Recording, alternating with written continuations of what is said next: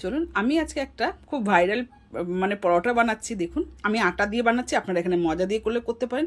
প্রথমে জোয়ান দিয়েছি, একটু নুন চিনি দিলাম আর একটু নুন দিলাম, ময়মের জন্য একটু তেল দিয়ে দিচ্ছি। তেল দিয়ে আটাটাকে এবার বেশ ভালো করে আগে মিশিয়ে নেব।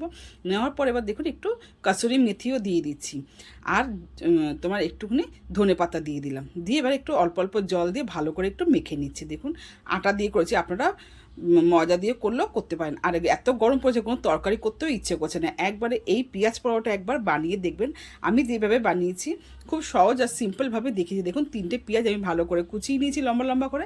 এবার এটার মধ্যে আমি 1.5 চামচের মতন বেসন দিলাম, একটু জোয়ান দিলাম, একটু কাসুরি মেথি দিয়েছি, আর দেবো কি দেখুন ধনে পাতা, কাঁচা লঙ্কা, কাশ্মীরি লাল লঙ্কার গুঁড়ো, একটু চাট মশলা আর একটু নুন দিয়ে একটু বেশ ভালো করে এই পেঁয়াজটাকে একটু মেখে নিচ্ছি। মেখে নেওয়ার পরে দেখুন ভালো করে একটু মেখে নিচ্ছি। এবার একটু গরম মশলাও দিয়ে দিলাম এর মধ্যে। গরম মশলাটা দিলে কি হবে, ভালো লাগবে খেতে পরোটাটা।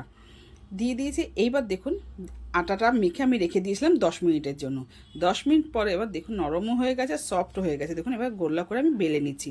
একদম খুব পাতলাও না বা মোটাও না, একদম একটু পাতলা টাইপেরই হবে। দেখুন করে নিয়েছি। এইবার কী করে পেঁয়াজটা উপর দিয়ে ভালো করে গুছিয়ে সাজিয়ে মানে ভালো করে বিছিয়ে নিয়েছি। নেওয়ার পরে এবার পিস পিস করে কেটে নেব সরু সরু করে।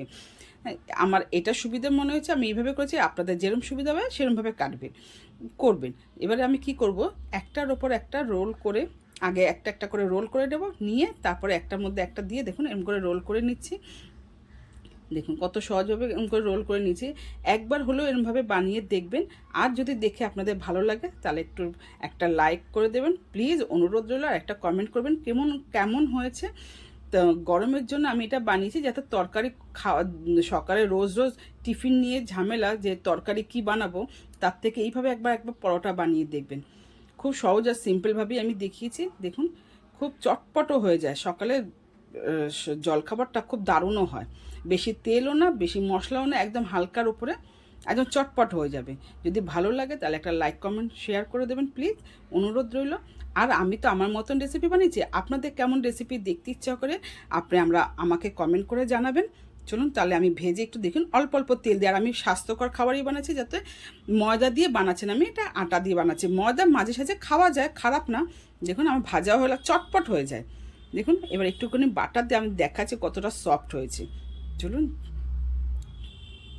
আপনারা এতক্ষণ দেখার জন্য অসংখ্য ধন্যবাদ আপনাদের। আর শুধু দেখুন নরম হয়ে যায়, খেতেও টেস্ট হয়। চলুন ধন্যবাদ। তাহলে ভালো লাগলে একটু কমেন্ট করে দেবেন প্লিজ।